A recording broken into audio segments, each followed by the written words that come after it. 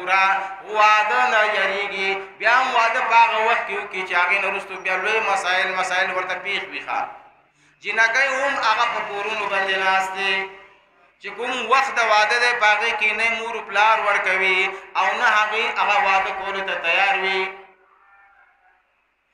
نو دا څه وجه شوې ده چې مسلمانانو خپل هغه طریقه صحیح د اسلام طریقه چې هغه پرېښودې ده وجه هم دا ده چې موږ د هغه یورپي مغربي تهذیب نه متاثر یو یورپ او مغرب هغو د حقوق النسوا په نوم باندې د مساوات په نوم باندې چې د ښځې او سړي موږ برابرو دیو ته پوره حقوق ورکوو نوم یې ورله ظاهر کې دا ایښودلی و لیکن په نوم باندې نه کېږي شریعت چې کوم حق ورکړی دی زنانه ته هغه تر قیامته پورې څوک یې نشي ورکولی هغه زنانه ته جنۍ ته اول نه حق حاصل دی چې ته به په کور باندې ستا پلار به ګټه کوي په تا به خرچه کوي او دغه رنګې ستا ورور به په تا باندې خرچه کوي او ستا د پلار دپاره خوشخبریانې هم ورکړې وي دا جنکۍ چې دي دوه دي او کدرې دي څومره چې دي که دوه درې وي او تا یې ښه صحیح تربیت وکړه دا بوج مه ګڼه دا ستا دپاره په دې ستا دپاره چې کله صحیح تربیت وکړي جنت واجبېږي په دې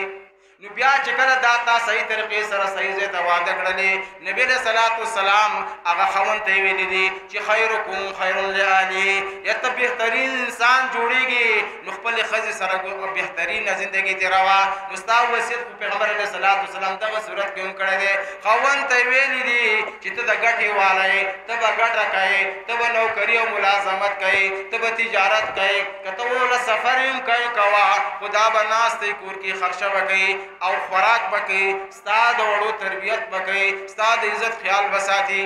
دا یې ویلي دي شریعت نو کله چې مثال په طور باندې دي بچي وشي نو بیا ولهم شریعت حق ورکړی دی هغه بچو ته یې وایي چې ستاسې د مور د خپو لاندې جنت دی یعنې د مور پلار خدمت وکړئ او ځان جنت ته ورسوئ دومره درجې هغه شریعت ښځو له ورکړي دي ښه لیکن یورپی او دغه رنګې د مغرب هغه تهذیب د هغو هغه تعلیم د هغو هغه تربیت د دې د مساوات په نوم باندې او دغه رنګې د حق په نوم باندې حقوقو په نوم باندې هغې سره ظلم وکړه د زنانو سره زیاتې وکړه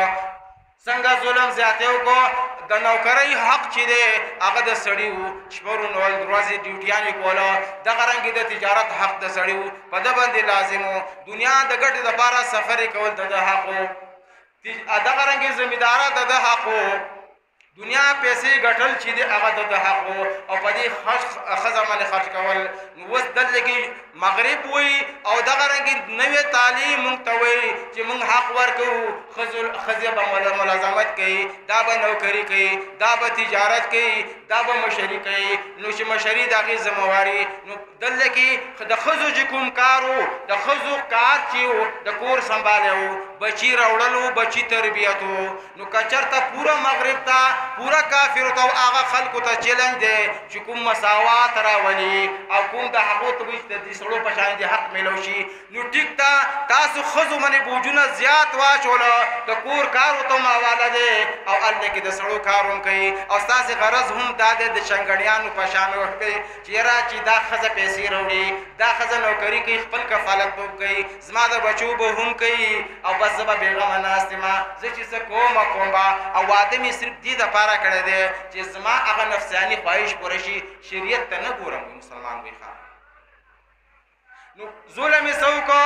دغه ښځو خو نوکریانې شروع کړلې دیو چې ملازمتونه شروع کړله دیو تجارتونه شروع کړله دیو مشریانې شروع کړلې لیکن دې غاړې بل بوج چې دی بچو راوړل بچو پرورش پوره دنیا ته چیلنج دی چې تاسې مساوات راولئ نو نن نخ بچي راوړل شروع کړئ او نن نه چې دی هغه خپل د بچو پرورش شروع کوي د چا انسان طاقت کې نشته دی چې دا مساوات راولي بعضې مساوات الله پاک نه دی راوستی سړي او ښځه کې دا چې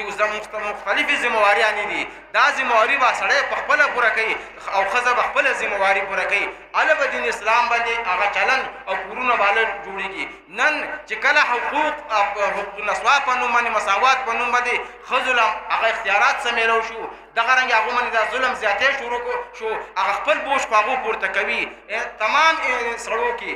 داسې یو داسې نشته دی په دنیا کې دې وخته پورې چا نه دی اورېدلي که نه چې هغه د ښځې بوج دې پورته کړي د ماشومانو راوړل او د هغو تربیت او بیا اخره پورې د کور هغه سنبالي او هغه اوس دا ډبل ذمهواري کوي انتهایي ظلم چې دی هغه د دنیا خلکو د دنیا والو دغه مغرب دغه یورپ انګریزي ممالکو او نن مسلمانان هم ځین دغه طرف ته جوړلی انتهایي ظلمونه یې په زنانو باندې وکړو په وخت باندې په نکاح سره نه ورکوي بیا وروستو مولیانو پسې ګرځي چې رشته مې نه کېږي بیا وروستو چې رشته وشي نو هغه داسې کس هغه سره 40 سالو کس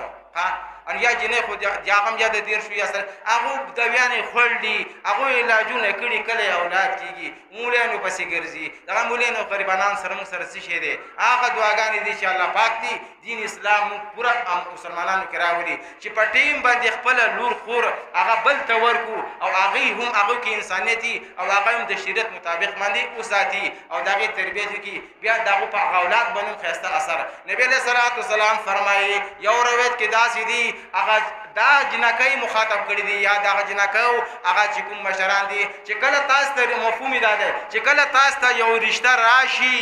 تاسو ته رشته راشي د نکاح پیغام تاسو ته راشي نو تاسو دوه خبرې وګورئ هغه کې که چېرته هغه اخلاقونه تاسو مطمئن او د دین نه مطمئن چې مسلمان دی موحد دی وایي دا رشته وکړئ دغه رشته وکړئ دغه رشته وکړئ که چېرته رشته ونه کوئ تاسې به لوی فساد او فتنه ووینئ د هغې محدثینو وضاحت کړی دی فساد او فتنه یو دا دی چې دا دواړه به بیا په ګناهونو کې مبتلا شي چې کله دغه هلک هم او جنۍ هم هېڅ علاج به یې تاسې سره نه صرف مخ اړول ځان نه خبر وکړئ اچول او دویم دا چې دغه جنۍ او هلک چې کله دوی ته رشته بیا وروسته میله ونه شوه دا یو شرم دی په معاشره کې چې تا نه کشرانو هغو ودونه کړي دي او ستا واده نه دی شي خو تا کې څه چل دی هلک ته ځان له ویلی کېږي نو جنۍ ته ځان له ویلی کېږي الله پاک دې عمل توفیق راکړي وآخر